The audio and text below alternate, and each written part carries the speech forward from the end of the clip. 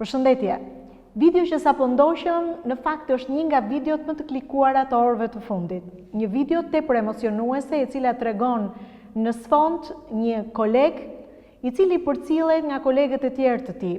Bëhet fjalë për mësuesin e matematikës dhe fizikës në gjimnazin Themistokli Gërmenji, Pier Paolo Maggioli, i cili përcillet nga kolegët e tij në ditën e fundit të punës, pas gati 10 vitesh punë në gjimnazin Themistokli Gërmenji.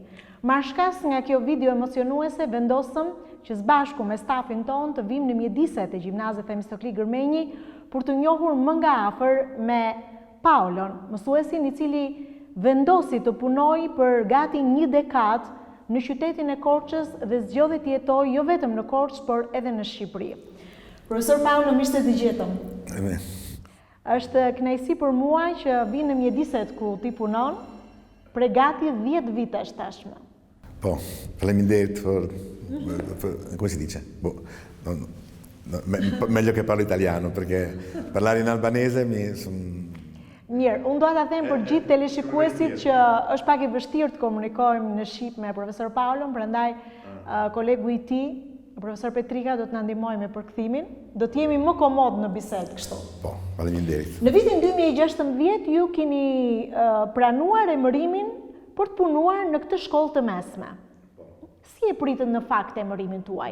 Allora, quando ho saputo che dovevo venire qua a Korça, Kur mësova se do të vija në Korçë, isha pak i emocionuar, kisha pak frikë. Kisha një eksperiencë në mësimdhënie, jepja mësim në Itali, por përsëri e kisha të vështirë. Kur sekretarja e shkollës ku punoja më thiri dhe më tha që do të shkoja në Shqipëri për të dhënë mësim u kënaqa, më pëlqeu, por në të njëjtën kohë ishte eksperiencë e re dhe duhet të përballesha me këtë përvojë. Ce la farò, sarò in grado di affrontare questa sfida. Ju kishit qenë më parë në Shqipëri, e njihnit këtë vend? Io sapevo del paese, ho seguito. Jo, ishte hera e parë. E kisha njohur këtë vend pas viteve 90 nëpërmjet televizorit. Çdo situatë që kishte kaluar ky vend e njihja vetëm nga televizori. Kisha pasur mundësi të njihja disa studentë shqiptar në Itali, duhet të pranoj, ishin shumë të zotë, pra kisha informacion. Erano studenti eccellenti. Po për qytetin e Korçës, hulumtove, kërkove përpara se sa vije këtu? Sì, chiaramente prima di venire qui a Korça mi sono un po' informato. Para se të vija në Korçë, kërkova për këtë qytet në internet. Kisha një nxënëse shqiptare që ishte nga Tirana dhe e pyeta për Korçën. Ajo më tha, Korça është qytet i bukur, i qetë dhe jam e sigurt që do të pëlqej. Però mi ha detto, guarda, Korça sei fortunato perché è una città veramente molto tranquilla, molto bella e ti troverai bene. Profesor Paolo, ju jeni diplomuar në Universitetin e Bolonjës në vitin 1983 në fizikë. Më pas keni vazhduar një specializim pas universitar për astronomi. Shumë interesante kjo. Çfarë ju ka tërhequr ju nga astronomia? Në fakt kam studiuar fizik, por jam specializuar për astrofizik. Mua më ka pëlqyer gjithmonë fizika, por më ka tërhequr më shumë astronomia. Në fakt, gjyshi im ishte i apasionuar pas astronomisë, pasion që është trashëguar edhe tek unë. Megjithatë, ju jeni kualifikuar vazhdimisht si mësimdhënës për matematikën dhe fizikën. A kishi dieni për kurrikulën mësimore shqiptare si funksiononte? Allora, devo dire che noi qui nella sezione italo-albanese dell'ambasciata abbiamo dei programmi. Dua të them se duke punuar në sesionin dygjuesh italisht shqip, kurrikula ose programi që përdorim është diçka mes programit italian dhe atij shqiptar. Kolegët këtu ishin shumë të përgatitur, shumë të zotë. Kjo ma ka bërë punën më të thjeshtë, nuk kam pasur vështirësi. Molto preparati che diciamo con cui mi sono sempre trovato molto bene, quindi mai avuto nessun tipo di difficoltà da questo punto di vista. Ju kishit dieni se si funksiononin shkollat e seksionit italisht-shqip në Shqipëri, sepse ato janë stacionuar jo vetëm në qytetin e Korçës, por dhe në disa qytete të tjera të Shqipërisë, një projekt ky i ambasadës italiane. Io faccio parte della sezione italo-albanese che comprende 3 città. Unë bëj pjesë në një program që është i shtrirë në 3 qytete të Shqipërisë, në Shkodër, në Tiranë dhe në Korçë. Të gjithë jemi në të njëjtën linjë, të gjithë bëjmë të njëjtën gjë, realizojmë të njëjtin program. Vetëm studentët janë të ndryshëm, prandaj duhet t'u përshtatemi atyre. Come si sa, deve adeguarsi anche agli studenti.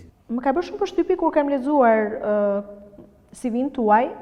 Ju keni pasur një angazhim edhe me Olimpiadat Kombëtare të Matematikës, sepse do t'i rikthehemi sërish seksionit. Kur flasim për shkolla verore të matematikës, sa të rëndësishme janë këto? Si realizohen ato në Itali?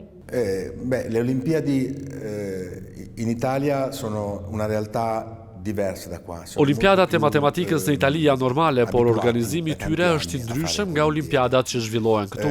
Çdo shkollë përgatit gjatë gjithë vitit nxënësit nëpërmjet një kursi matematike që kalon në disa faza brenda shkollës, brenda rajonit dhe më pas në fazën ndërkombëtare. Alla matematica e poi abbiamo 4 fasi, abbiamo la fase iniziale, la fase regionale, una differenza. I gjithi është një organizim shumë i komplikuar, sepse mes Shqipërisë dhe Italisë ka ndryshime, sepse në gjimnazet në Itali janë më të specializuara në drejtimin shkencor, në drejtimin shoqëror apo në drejtimin lingvistik, që e kemi edhe këtu. Studentët në Itali zgjedhin atë drejtim që ju duhet, apo që ata mendojnë se është i duhuri për të ardhmen e tyre. Dove più preparato, dove vuole studiare di più, insomma. Profesor, unë dua të ndalem pak të disa projekte të rëndësishme që ju keni realizuar bashkë me kolegët tuaj shqiptar, po dhe me studentët, siç i quani ju nxënësit e gjimnazit, duke filluar nga viti 2016. Unë do të përmend disa, edhe ndoshta më korrigjoni në emërtimet. Projekti shkencor Radio Alp në bashkëpunim me Universitetin e Milanos. Mund të flasim pak se janë projekte shumë të rëndësishme, të cilat vinin edhe si risi, jo vetëm për shkollën, po ndoshta edhe për vetë qytetin. Ok, questo progetto, cioè io facevo parte di questo progetto già da tantissimi anni in Italia ed ero in un gruppo di ricerca. Kam qenë pjesë e këtij projekti ku ka marrë pjesë shumë persona, mësues, nxënës dhe studiues kërkimor shkencor. Ata studionin prezencën e gazit të radonit në ajër. Radoni është një gaz radioaktiv, i cili konsiderohet i dëmshëm kur është në sasi të madhe, por kur është në sasi të vogël nuk është i dëmshëm. Kështu është bërë një punë e rëndësishme kërkimore shkencore, lidhur me prezencën e këtij gazi. Është interesant ta studiosh këtë gaz. Me këtë projekt kemi bërë diçka që është pëlqyer shumë në Itali. Në këtë projekt ne kemi përfshirë edhe kryetarin e bashkisë, duke matur sasitë e radonit, jo vetëm në qytet, por edhe në vende të ndryshme ku punohet, për të parë nëse punonjësit janë të prekur nga ky gaz, që në sasi të madhe është i dëmshëm. Gjithashtu, punën tonë kërkimore e kemi botuar edhe në një gazet, duke shpjeguar të gjitha hapat e projektit. Grazie a questo abbiamo fatto una pubblicazione anche su un giornale molto importante in Italia, il giornale di fisica, in cui spieghiamo tutta la metodologia e tutta la ricerca che abbiamo fatto. Ndërkohë keni patur mundësi të përfshini natyrisht edhe student, edhe gjimnazista. Ishte hera e parë për ta që bënin kërkim të tillë shkencor kaq të thelluar? Sì, qui in Albania è la prima volta che abbiamo fatto questo progetto. Po, në Shqipëri ishte hera e parë që e bënim këtë projekt. Ishte hera e parë që grupi ju në Itali përfshinte një grup nga Shqipëria, të cilët bën matje dhe studime për radonin. Më vonë u përfshin edhe vende të tjera për të bërë matje dhe eksperimente të tilla. A misurare il radon insieme al gruppo. Pra, studentët shqiptarë kanë patur mundësi edhe të vizitojnë laborator të një niveli lartë të shkencor në Itali. Siamo andati anche con altri progetti, non con quello del radon, non solo quello del radon. Me studentët shqiptar kemi pasur rastin të marrim pjesë dhe të vizitojmë laboratore kërkimore në Itali, jo vetëm për projektin e radonit, por edhe për projekte të tjera. Për projektin e radonit kemi qenë pjesë e një konferencë ndërkombëtare në 2020 në Milano, por periudha e Covidit na detyroi ta lëmë mënjan këtë projekt për t'u rimarrë më pas. Por kemi pasur raste të tjera, projekte të tjera në barit e Italisë, me një universitet aty. Kështu që në shtator të vitit 2024, një student i yni i shoqëruar edhe nga unë, u bë pjesë e një kërkimi për radonin me shpenzime të mbuluara nga ambasada italiane dhe ne patëm mundësinë të merrnim pjesë në këto kërkime. Approfondire alcuni aspetti della ricerca. Megjithatë, interesant ka qenë viti 2017, kur ju së bashku me kolegen tuaj Mirela Jaupi, edhe me student, arritët të shkonit pikërisht aty ku punohet, ku mund të shohësh nga afër një punë eksperimentale në CERN në Gjenevë. Sì, è stato un'esperienza. Një përvojë unike kjo. Sì, è stata veramente bella, perché il problema è che io sono arrivato qua in questa scuola a... Po, ishte vërtet bukur. Unë emërova në këtë shkollë në dhjetor. Kisha kohë që punoja me studentët e mi italian për projektin e CERNit. Kisha punuar gjatë me ta. Ndaj bashkangjita edhe këtij projekti, edhe studentët shqiptar bashkë me mësuese Mirela Jaupin, me të cilën na u desh të punonim për të përgatitur studentët shqiptar. Pra në CERNi kam shoqëruar studentët e mi italian dhe ata shqiptar. Kjo është një eksperiencë mrekullueshme. È stata un'esperienza veramente interessante. Në vitin 2017, interesant ka qenë dhe një punë eksperimentale mbi matjen e rrezës së tokës. Sì, questo qui è stato un progetto. Lidhur me këtë projekt, kemi bashkëpunuar me shkolla italiane dhe kjo është arritje sepse studentët shqiptar ishin të vetmi të huaj që bashkëpunuan me studentët italian. Kemi bërë matjen e rrezës së tokës duke shfrytzuar jo mjete moderne, por njohurit në gjeometri dhe trigonometri, duke arritur një matje me saktësi mjaft të madhe. Vetëm 1% mund të llogaritet gabimi. Non con metodi moderni, proprio col metodo tradizionale trigonometrico. Ndërkohë, në vitin 2019, një tjetër punë eksperimentale e zhvilluar në Universitetin e Barit. Nga shtatori deri në maj të 2019-s, ju keni dhënë një kurs në shkollën e mesme me 2 profesorë të tjerë, të cilët italianë që erdhën në Tiranë, për 2 konferenca përfundimtare mbi Grimcat. Sì, questo qui è stata una bella esperienza. Po edhe kjo ishte një eksperiencë e veçantë. Bashkë me një prej universiteteve të Barit, kemi bashkëpunuar me shkollën Ismail Qemali në Tiranë me seksionin dygjuesh dhe nxënësit patën mundësi të njieshin dhe të lidhnin miqësi me nxënësin nga Tirana. Ishte vërtet bukur. Di Corcia hanno fatto amicizia con gli studenti di Tirana, è stato bello anche questo tipo di amicizia, esatto, di collaborazione insieme. È stato veramente molto bello come esperienza. Profesor, ne së bashku në një format televiziv të ekranit, të televizionit të Korçës, kemi ndarë edhe punën që ju keni bërë me studentët tuaj në projektin Viva Marga. Një tjetër projekt i organizuar nga Universiteti i Triestes në lidhje pikërisht me figurën e Margaret Hack. Me këtë projekt u lidhën fort edhe studentët. Nga gjitha projektet që ju keni bashkëpunuar me studentët shqiptar, kë do të veçonit si më të suksesshmin, edhe për atë çka studentët ose nxënësit kanë mundur të përthithin? Allora, il progetto, bisogna premettere che questo progetto era un progetto non solo di scienza, ma molto ampio, cioè che riguardava... E bukura e këtij projekti që ju përmendët ishte se ky nuk është thjesht një projekt shkencor, por përfshinte edhe shumë lëndë të tjera. Pra studentët duhet të punonin fort. Ata duhet të shpalosin aftësitë e tyre jo vetëm nga ana shkencore, por edhe në shumë drejtime të tjera.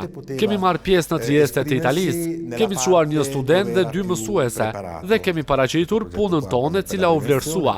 Ishte një projekt vërtet interesant. Diciamo, per noi è stato veramente molto bello e di molta soddisfazione. Një pjesë e mirë e nxënësve ose studentëve, siç e quani ju, që përfundojnë shkollën e mesme, kanë zgjedhur të studiojnë në Itali. Sigurisht, nëse do t'i intervistoja, jam e bindur që një pjesë e tyre do të përgjigjeshin edhe për shkak të ndikimit të kulturës që kanë marrë drejt për drejt edhe nga ju edhe nga kolegët tuaj që punojnë jo vetëm në Korçë, po dhe në qytetet tjera të Shqipërisë. Konkretisht, cila është ndihma që ju kërkojnë ata në momentin që vendosin të studiojnë në Itali? I nostri studenti che vanno a studiare in Italia di solito Studentët tanë kanë marrë mësime në italisht, duke u njohur edhe me mënyrën tonë të mësimdhënies. Janë pak a shumë të përgatitur për të frekuentuar universitetet në Itali. Gjithashtu ne ofrojmë edhe kurse për të gjithë ata studentë që duan të studiojnë në Itali, sidomos nga ana shkencore, që të jenë të përgatitur. Një problem që asin studentët që duan të studiojnë në Itali nuk është fakti gjuhës apo ana didaktike. Problemi vërtet është burokracia, sepse ata duhet të ndjekin shumë rrugë për të përfituar bursë. Shteti italian ofron për ta bursë të nivelit 600 euro në vit. Në krahasim me Tiranën, grupi studentëve korçar që shkojnë për të studiuar në Itali është më i vogël, sepse dihet që Tirana është një qytet më i madh dhe ka shumë zyra që mund t'i ndihmojnë studentët për përgatitjen e dokumentave, ndërsa në Korçë është pak më e vështirë në këtë drejtim. Possono aiutare gli studenti a compilare i moduli nel modo corretto. Kryesisht, çfarë deg preferojnë të zgjedhin studentët? Se ju i ndiqni edhe në vazhdimsi. All'università qua molti studenti fanno medicina. Shumë studentë shqiptar zgjedhin mjekësinë, është deg e preferuar, zgjedhin inxhinierin, kimin dhe mund të thosha edhe gjuhët e huaja, sepse studentët shqiptar, duke qenë njohës të gjuhëve të huaja, e kanë më të lehtë për të studiuar për to. Albanese hanno una lingua che sanno la lingua della letteratura albanese molto bene, quindi hanno già una lingua dalla loro parte. Profesor, përpara se sa ju të vinit në Shqipëri, natyrisht keni punuar edhe me studentë të tjerë italian. Për shembull, do të përmend të themi ndihmesën që ju keni dhënë 3 studentëve të cilët kanë kaluar në fazën kombëtare të konkursit FAS të rinë dhe shkenca. Ata shkuan në Budapest për prezantuar punën e tyre në një ekspozitë europiane të shkencës. Në vitin 2009, 5 studentë të tjerë të profesor Paulos kaluan të njëjtin konkurs dhe shkuan në Bruksel për prezantuar punën e tyre në një tjetër ekspozitë belge të shkencës. Dhe po në vitin 2017, 3 studentë kaluan fazën kombëtare të konkursit FAS, edhe ata shkuan në Bruksel. Pra keni ndjekur një numër të konsiderueshëm studentësh edhe italianë edhe shqiptar. Ju ka ngelur në memorie në një student ekselent, i veçantë, që e bënte dallimin nga të tjerët? Sì, io ho in mente molti studenti, sia italiani sia albanesi, eccellenti. Kam pasur shumë student italian dhe student shqiptar ekselent. Ekselent për mua nuk do të thotë të jesh një gjeni, por do të thotë të jesh njëri serioz, korrekt dhe të zgjidhësh probleme të vështira. Gjatë jetës time unë kam pasur vërtet një student gjeni, ishte italian. Ai fitoi medalje të argjend në një olimpiadë ndërkombëtare matematike. Ky ishte një student gjeni, por ky është vetëm një rast. Ai tani punon në Oxford. Italiano, sì, era italiano, sì. È italiano. Sì, adesso insegna a Oxford, quindi insomma non è che sia... Profesor Paolo, çfarë i karakterizon studentët shqiptar, nxënësit shqiptar? Ogni studente è un mondo a sé, ma io ho trovato qui in Albania gli Për sa i përket studentëve janë të gjithë një lloj, në të gjithë botën kanë të njëjtën sjellje. Edhe këtu kam pasur të njëjtën dukuri si në Itali. Ka studentë që janë shumë serioz në punën e tyre, ka studentë që janë pak të interesuar dhe ka studentë që duan të përfitojnë. Pra është kudo një lloj, unë dua të theksoj që secili ka individualitetin e vet dhe mënyrën se si mendon apo se si sillet. Non esiste una differenza reale fra i due tipi di studenti. Profesor, Si arritët ju të përshtateshit me kurrikulat mësimore?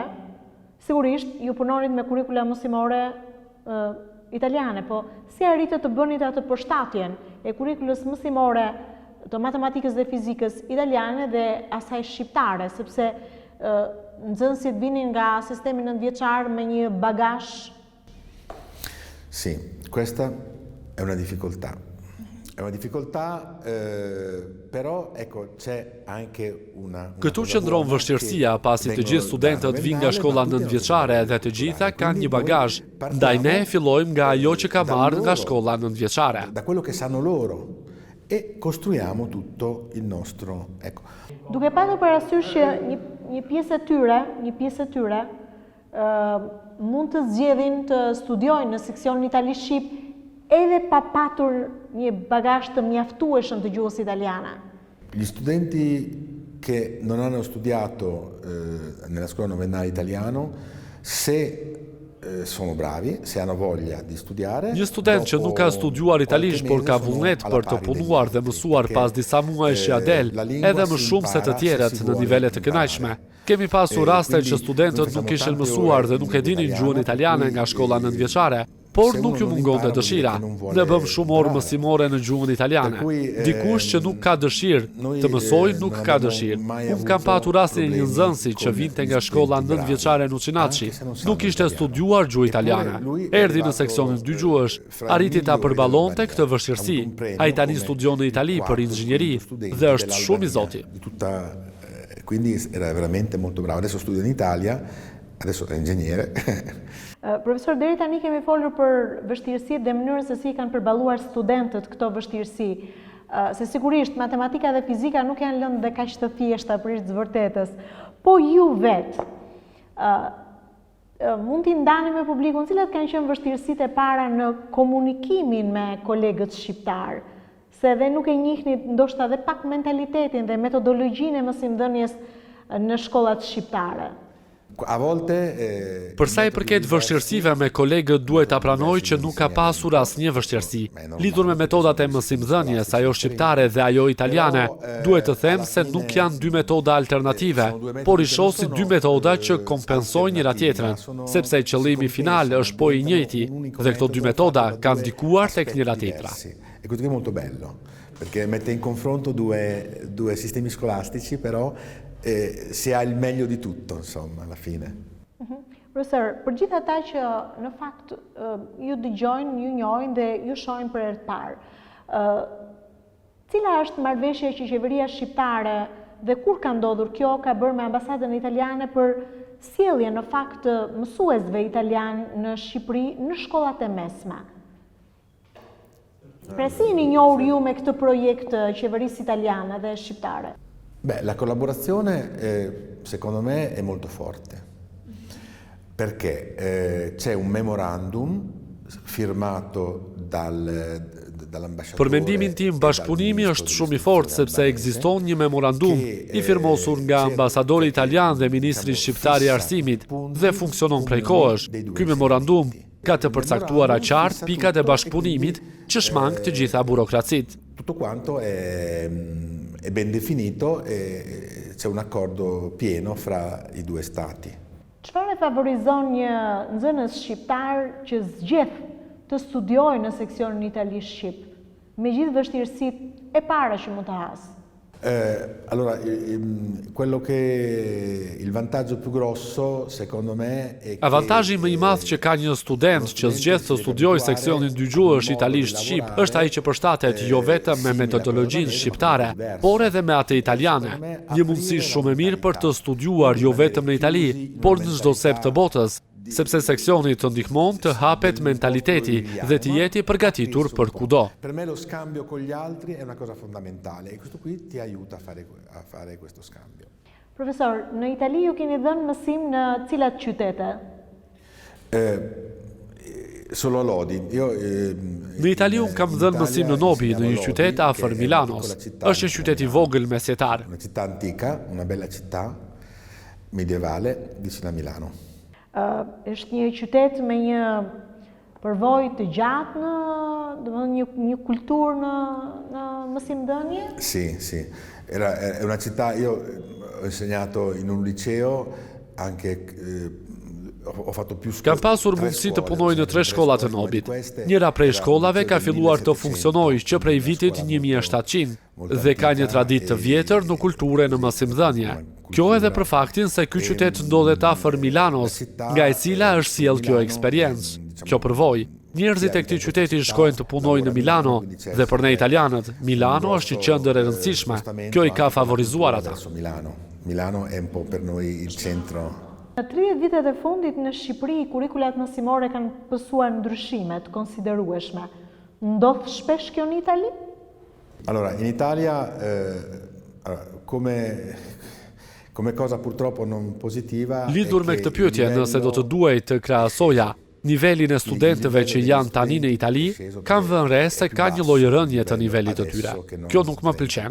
Faktorët janë të ndryshëm, por tani nuk është momenti për të diskutuar ato, por dua të theksoj se ata janë më të përgjegjshëm ndaj qasjes së teknologjisë. Kjo ka bërë që edhe zhvillimet në fushën e informatikës të ndikojnë tek didaktika, dhe ajo që u ofrohet studentëve, sidomos në lëndët shkencore, është akoma më e madhe. Che ha un po' rivoluzionato la didattica degli ultimi 20 o 30 anni. Profesor, sa mendoni që inteligjenca artificiale do ta prek për mirë ose për keq matematikën dhe fizikën? Ho un po' paura perché l'intelligenza artificiale purtroppo a volte Inteligjenca artificiale më frikson sepse ritmet e zhvillimit të saj japin përshtypjen sikur do të zvendësojë mënyrën e të menduarit dhe mënyrën e të arsyetuarit. Megjithatë, inteligjenca artificiale është një mundësi e mirë, është një zbulim i madh dhe tani nuk ka më kthim prapa. Ajo është një ndihmë për ne, por nuk duhet të braktisim mënyrën e të vepruarit dhe të arsyetuarit.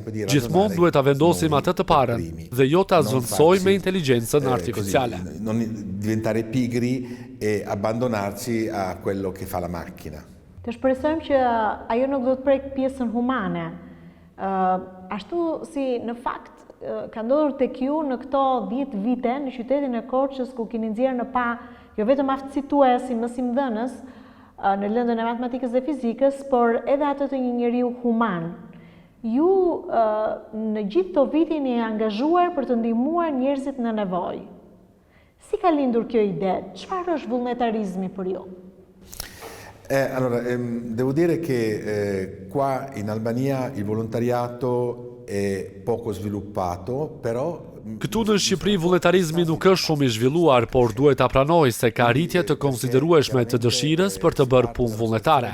Unë personalisht jam pjesë e një grupi vullnetarësh për të ndihmuar njerëzit në nevojë dhe kam vënë re një rritje të vullnetarizmit vit pas viti. Parte anche del gruppo di volontariato, quindi con gli studenti, eccetera. E gli studenti hanno molta voglia. Ka angazhuar vit pas viti edhe studentët e shkollës ku punon. Sì. Janë përgjigjur ata gjithmonë pozitivisht ftesës suaj? Sì. Po, jam shumë i kënaqur sepse këta studentë janë përgjigjur ftesës gjithmonë. Për çfarë nuk do ta harosh ti qytetin e Korçës? È difficile per me perché stare qui 10 anni, cioè sei in una città, sei ambientato, gli amici. Është e vështirë për mua. Të qëndrosh këtu për 10 vite, duhet ta pranoj shumë kujtime, shumë miq këtu. Është një qytet mikpritës, social, mjaft i bukur, i qetë, i freskët edhe në verë dhe i ftohtë në dimër, por kjo nuk është problem për mua. Freddo, io sto bene in montagna e quindi è stato molto bene qua, devo dire. Cila është festa më e bukur që organizohet në këtë qytet? Ci sono tante feste. A me quella che piace di più è la Pasqua. Mi piace la Pasqua, la notte di Pasqua, il venerdì e soprattutto il sabato notte, molto bello, veramente molto bello. A kemi në rritet të ngjashme me rritet italiane që zhvillohen në periudhën e Pashkës? Qua è diverso. Qua è diverso perché in Italia deri diku janë të ngjashme, sepse edhe në Itali është një festë fetare veçanërisht për katolikët. È una festa più di tutti, è una festa. Cili është ushqimi mi preferuar i juaj që ke konsumuar në Korçë? L'acror. Il l'acror. Qua ci sono molte specialità. Allora, la cucina albanese è simile a quella italiana. Sigurisht kuzhina shqiptare dhe ajo italiane kanë ngjashmëri në shumë aspekte, por italianët kanë më shumë variacione gatimesh, sepse Italia është një shtet shumë i madh. Dua të theksoj se ushqimet në Shqipëri janë shumë origjinale dhe të shijshme. Soprattutto le verdure e il l'acror per me è la cosa. Mirë, cila është fjala më e vështirë shqipe atëre? La parola più bella in albanese. Ka shumë fjalë të bukura shqiptare. Sono tante parole belle. Mrekullueshme. Mrekullueshme. Mrekullueshme. Po fjala që ke pasur shumë vështirësi për ta mësuar. Ka shumë fjalë shumë të vështirë, sepse të vështira.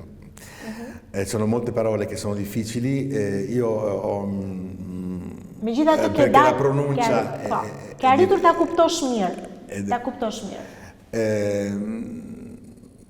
Deri diku. Sì. Mirë, përveç Korçës, besoj ju është dhënë mundësia në këto 10 vite të vizitoni edhe qytetet e tjera të Shqipërisë. Le città albanesi, ci sono tante città albanesi molto belle. Ka shumë qytete të bukura në Shqipëri. Do të veçoja Gjirokastrën, por më pëlqen shumë edhe Berati. Më pëlqen shumë Butrinti, sidomos zona arkeologjike aty, që është shumë e bukur. Por Korça është një qytet i bukur, patjetër Korça. Korça la prima. Si ka ndryshuar Shqipëria në syrin e një mësuesi italian brenda një dekade qëndrimi? Pra, që në momentin që ka ardhur, në 2016 e deri tani. Io ho trovato, vivendo a Korça, vedo l'evoluzione a Korça. Korça ka pësuar një revolucion të vërtet. Kur erdha 10 vite më parë, sigurisht që kishte një nivel të mirë, por brenda këtyre 10 viteve ka pësuar shumë ndryshime në infrastrukturën rrugore, në ndriçim, në dekorimin e qytetit. Korça është bërë vërtet një qytet i bukur. Edhe puna që bashkia ka bërë në zonat rurale është shumë e mirë. Comune, bashkia, diciamo che secondo me è una città che si presenta molto bene, veramente. Keni bërë shumë miq në Shqipëri? Sì. Po, kam shumë miq. Me disa prej tyre shpresoj ta ruaj miqësinë edhe pasi të largohem nga këtu. Spero di continuare anche l'amicizia anche dopo che sono tornato in Italia. Madje disa prej tyre ju ke dhënë mundësinë që dhe të vizitojnë disa qytete të Italisë. Kolegëve tuaj, mësuesve të tjerë të kësaj shkolle. Sì, siamo andati a novembre. Po, kemi shkuar në nëntor të vitit të kaluar në Pisa, në Firenze. Ishte një eksperiencë shumë e bukur. Insieme. Së bashku, po. Sì, bello, molto bello. Megjithatë, ke patur mundësi të njohësh nga afër shqiptarët, cili është zakoni më i keq i shqiptarëve? Tutte le cose sono positive e negative a seconda così. Diçka që mund të quhet negative apo pozitive është që shqiptarët i bëjnë gjërat në minutat e fundit. Ne italianët jemi mësuar të programojmë dhe nuk i bëjmë dot në momentin e fundit, kurse këtu në Shqipëri kanë aftësi të realizojnë çdo gjë, megjithse lenë për ta bërë diçka edhe në momentin e fundit. Cioè, gli albanesi hanno una grande capacità di fare tutto all'ultimo momento. Per çfarë arsye do të kthehesh sërish në Shqipëri? Per turismo sicuramente tornerò sicuramente per turismo. Për turizëm pa diskutim që do të kthehem, për të punuar jo, sepse tani dola në pension. E non voglio più lavorare, quindi per il lavoro sicuramente no, però per turismo verrò molto volentieri. Keni në një qytet bregdetar të preferuar ku mund të kaloni pushimet? Në Shqipëri? Në Shqipëri, patjetër. Korçë. Vetëm në Korçë? Korçë. Jo, vetëm në Korçë, por Korçë qyteti e parë per mua. Vabbè, mi piace anche il mare, per esempio mi piace Vlora, c'è il mare. Më pëlqen edhe Vlora, por qyteti që dua të kthehem është Korça dhe vetëm Korça. Korça e Korça. Një fjali përmbyllëse, me çfarë mendimi do të largohesh nga Shqipëria? Un po', mi emoziono qua, un po'. Jam i emocionuar, do të largohem me shumë trishtim. Profesor Paolo, ju falenderoj për gjithçka ndat me publikun. Ju urojmë një jetë të shëndetshme dhe të gjatë së bashku me familjen tuaj në vitet në vijim. Jeni gjithmonë i mirëpritur në mjediset e gjimnazit e Mstokli Gërmenji. Dhe sigurisht që unë jam e bindur që gjithë ish studentët dhe kolegët tuaj janë shumë mirënjohës për gjithë kontributin që ju keni dhënë në këto 10 vite që nuk janë pak. Ti ringrazio molto per quello che Të falenderoj shumë. Falenderoj të gjithë ata me të cilët kam bashkëpunuar. Ringrazio tutti quanti per l'accoglienza. Faleminderit. Ne u ta mbyllim këtë intervistë me një video shumë interesante që nxënësit e profesor Paulos përgatitën duke e përcjellë atë me shumë emocionesh, një video e cila përmblidhte në fakt një pjesë të madhe të punës që ata kishin realizuar së bashku me profesorin, një video e cila ishte një dhuratë e bukur në ditën e fundit të punës së tij.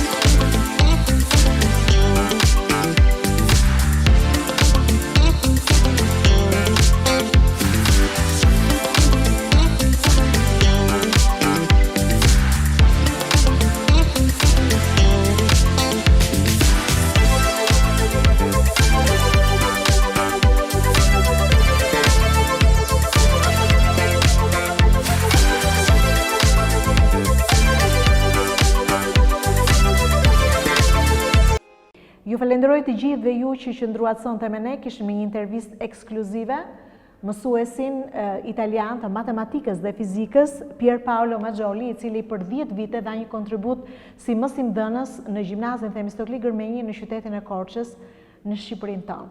Bashkë do të rishemi në intervistat e tjera.